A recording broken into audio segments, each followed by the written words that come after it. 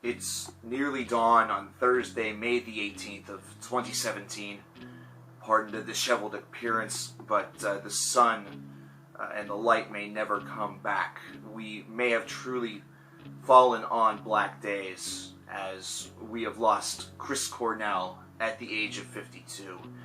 While he was on tour in Detroit, Michigan, in a very sudden event, an unexpected event. Darn right it was unexpected, because it was unexpected to the family, but also to now fans globally. Of course, this man is an absolute vocal legend, and quite frankly, usually in these tributes, I list some of those things and spoke about different accolades, but you know all that. You've probably no doubt mentioned that in social media tributes, Facebook posts, really celebrating his career in your own unique way. And so I want to do the same thing, principally because this is a hard day. You know, people don't understand whenever a famous singer or a celebrity dies, why people get so, sort of bent over it. But this is literally like part of my youth dying, and I will explain that. Throughout the 90s, I remember hearing tracks like Outshined and Spoonman and others from Soundgarden, which got me initially interested in the band. But it was the croon from Fell on Black Days that Chris delivered that really just crushed me. It was absolutely perfect. It set the mood and tone of the song. I wanted to learn how to sing this instantaneously, and I worked really hard on it and never got really all of that good, especially whenever it came to that ending where he elevates his voice, soaring to heights that I, as a youth, never could capture. It was almost like chasing a rainbow, chasing an impossible dream.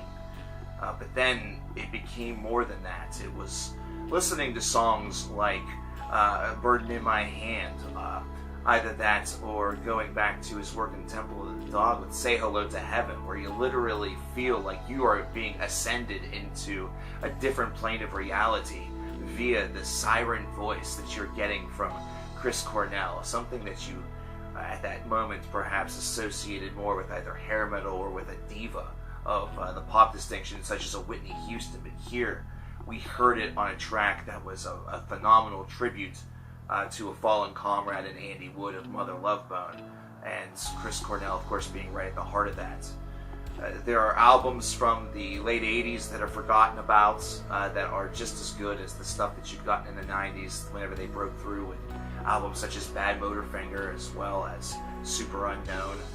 And then, of course, his work with Audio Slave is absolutely tremendous also. Chris belting out the lyrics from Like a Stone, a song that for so many occasions was sung in a parking lot or while on the road, perhaps in the driveway, because you can't get out of the car until you finish that track, whether it was with friends or without, although some of the best moments were certainly whenever there were friends there chiming in, and the harmony working with Chris so well, even if the backing, myself and my friends, were not tailor-made for singing.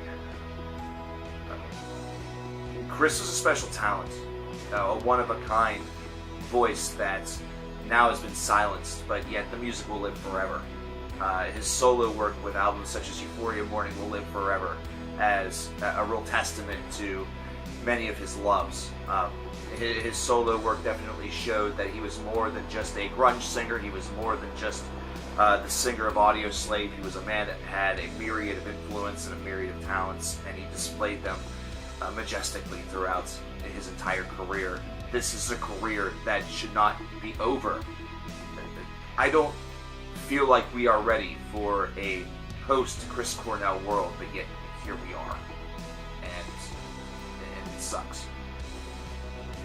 Rest in peace to one of the most, I feel, iconic voices of my life. Somebody who made me want to be a singer, and subsequently maybe also made me realize that I would never be as good as him. A gentleman whose voice has touched millions and will continue long after this day. We miss you already, Chris. Rest in peace.